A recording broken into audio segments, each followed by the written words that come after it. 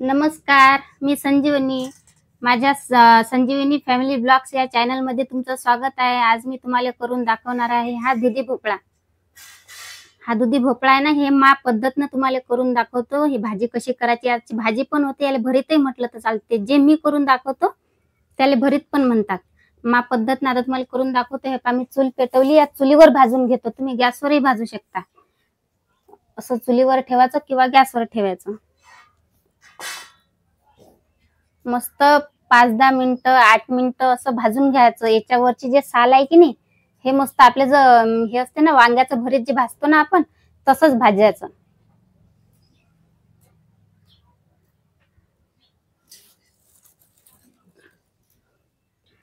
पहा किती मस्त भाजल्या गेलं. हे जे साल आहे ना, हे मस्त भाजल्या गेली. फक्त असा दडदड जाव पाहिजे, साधारण लय मोठा जाव असला की मस्त भाजल्या जाते. हे असं चौकून बरोबर जेवढं आहे की नाही, या भोपळा आपला सर्व इकडून भाजून घ्यायचा. हे पहा, आयुषचे पप्पा किती मस्त भोपळा भाजू राहिले. कारण की मला चुलीवर लागू राहिले चटके. चूल मोठी बनवली ना, ते मोठा भोपळा आहे त्याच्यासाठी मग चूल मोठी केली थोडीशी. तर पण मला चटके लागत जात. आयुषचे पप्पा म्हणत राहू दे, म्हणत मीच भाजून देतो तुले. हे पहा किती मस्त भाजला ताई ना भोपळा. असा चौकून भाजा लागते सर्व. गॅसवरही भाजल्या जाते, पण गॅसवर कसं जास्त गॅसही जाते. पण चूल असली तर कायले जाणून गॅस गमा आहे ना आपल्या घरी चूल, मग चुलीवरच करायचं. चुलीवर कसं पटकन होते. आपला हा भोपळा जरासा केवळा उराला, त्यासाठी ते हाताने पकडून ठेवला. पहा किती मस्त आपला दुधी भोपळा भाजला गेला. एकदम वास असा उराला जसं काय आपण वांग कसं भाजतो मस्त चुलीवर भरितासाठी, तसाच वास उराला. मस्त खमंग वास उराला. आपला भोपळा आता झाला आता भाजून. हा भोपळा आता काय करू आपण, मस्त थंड होऊ देऊ. आणि थंडा झाल्याच्या नंतर आपला जो चम्मच असते ना, तर चम्मच त्याच्या काट्यानं काय करायचं, ते सर्व काढून घ्यायचं. पण आधी मस्त 5-10 मिनिटं थंड होऊ देऊ भोपळ्याला. तोपर्यंत तुम्हाला साहित्य दाखवतो आपल्या भोपळ्याला काय काय लागते. चला, आपला आता भोपळा थंड होईपर्यंत तुम्हाला साहित्य दाखवतो काय काय लागते आपल्याला. थोडासा मी अद्रकचा तुकडा घेतला, वाळलेल्या 2-3 मिरच्या, हे आपलं मिरची पावडर, हळद, मीठ, एक कांदा, लसण, एक टमाटर आणि मसाला, जे तुमच्या घरी मसाला असला तो मसाला, आणि संबार. बस एवढंच साहित्य लागते आपल्याला. आणि तेल. आपला हा जो कांदा आहे ना, हा कांदा जरासा कसा जाडच कापायचा, जास्त बारीक नाही कापायचा, कारण की आपल्याला हे भाज्याचं आहे ना त्याच्यासाठी. हे आपला टमाटर जो आहे ना, हा टमाटा पण असा जाडा कापून घ्यायचा, जास्त बारीक नाही कापायचा. अद्रकचे असे तुकडे करून घ्यायचे, असे काप करून घ्यायचे बारीक बारीक. लसणचे छिलके पण काढून घेऊ आपण. लसण काढून घेऊ, निसून घेऊ.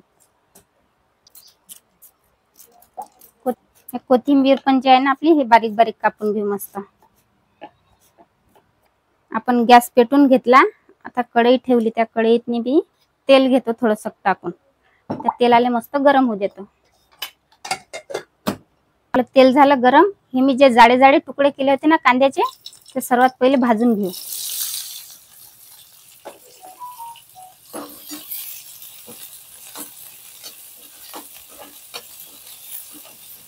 आपला कांदा मस्त हे लाल झाला. आता हे आपला जो जाडा टमाटा कापला होता ना, तो टमाटा पण कापून घ्यायचा आणि मस्त 2-1 मिनिटं शिजू द्यायचं याला. टमाटा पण आपलं शिजत आला. आता याच्यात मी जे आपण अद्रकचे तुकडे केले होते ना, हे अद्रकचे तुकडे देऊ टाकून.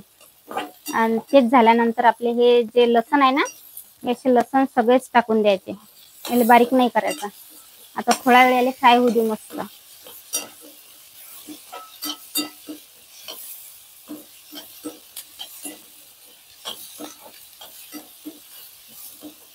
मस्त वास येऊ राहिला. जसं आपण चहात टाकतो ना, तसाच वास येऊ राहिला. आता हे आपल्या जे वाळलेल्या मिरच्या होत्या, ते या फोडणीत टाकून द्यायच्या अशा. आता थोडा वेळ याच्यावर झाकण ठेवून द्यायचं. थोडा वेळ, 2-3 मिनिटं फक्त. चला, आपण आता हे झाकण काढून घेऊ. झाले 2-3 मिनिटं. आधी 2-3 मिनिटं आपण शिजवलं होतं, म्हणजे भाजलं होतं. आता पण आपण 2-3 मिनिटं झाकण ठेवून मस्त भाजून घेतलंय. पहा किती सॉफ्ट झालं, किती मस्त झालं. आता काय करू आपण, हे जे आपलं साहित्य आहे भाजलेलं, ते मस्त थंड होऊ देऊ. आणि मिक्सरातून त्याची प्युरी काढून घेऊ. मस्त मसाला.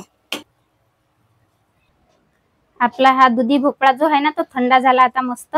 आता चम्मचच्या साह्याने मस्त असं त्याचे वरचे साल्ट काढून घ्यायचे अल्लादी अल्लादी. हे आयुषचे पप्पा जसे काढू राहिले ना तसेच काढा लागतात. किती मस्त फोतरे निघू राहिले त्याचे. अल्लादी निघतात मस्त. असे सर्व काढून घ्यायचं.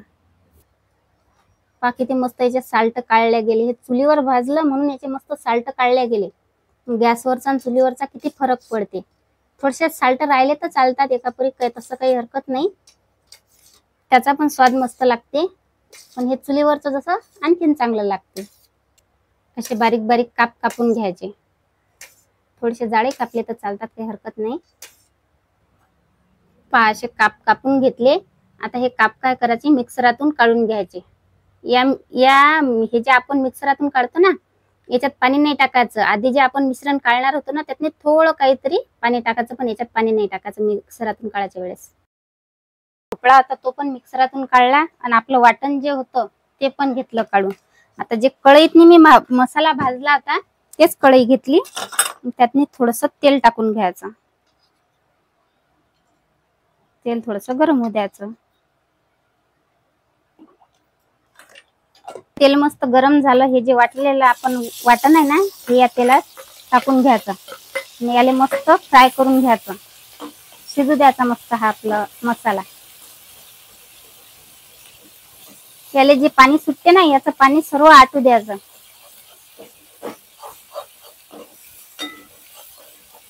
फिरवत राहायचं, नाहीतर मग काय होते खालून असं जळून जाते. याला पाणी तेल सुटलंय पाहून घ्या.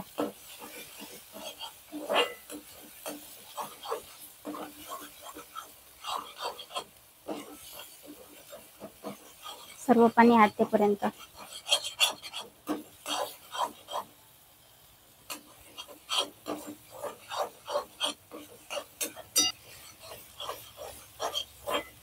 ह्या याच्यातलं पाणी सर्व आटलं. आता पावर कमी करून घ्यायचा.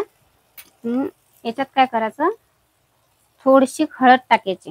थोडीशी जास्त नाही टाकायची. आणि आपल्या चवीपुरतं मिरची पावडर टाकायचं, कारण की आपण मिरच्या आधीच टाकल्या होत्या ना वाळलेल्या. थोडंसं टाकायचं आणि त्याच्यात थोडीशी धने पावडर टाकायची. आणि आपला जो मटन चिकन मसाला जो मसाला असेल तो मसाला असा टाकून घ्यायचा आणि फिरून घ्यायचं. शिजू द्यायचं त्याला थोडा वेळ. मस्त मिरची पावडर पण मस्त लागली याले. आता काय करायचं आपलं जे हे वाटणचं पाणी होतं मसाल्याचं पाणी हे याच्यात टाकून घ्यायचं. नंतर याले पण थोडा वेळ असं शिजू द्यायचं.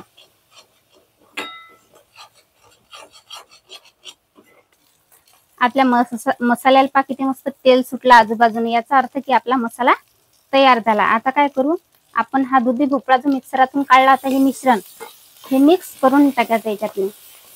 फिरवत राहायचं थोडा वेळ. एकजीव होईपर्यंत मस्त फिरवत राहायचं.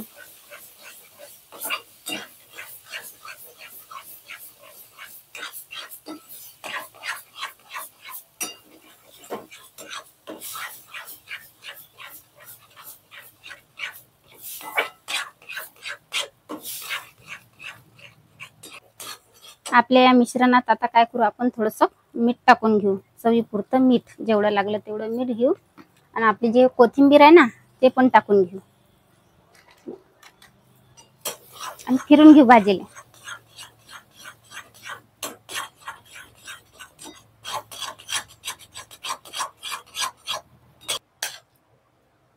हे झाली आपली तयार आषाढ स्पेशल दुधी भोपळा भाजी किंवा भरीत. किती मस्त झालं. आता याच्यावर थोडंसं कोथिंबीर टाकून देऊ.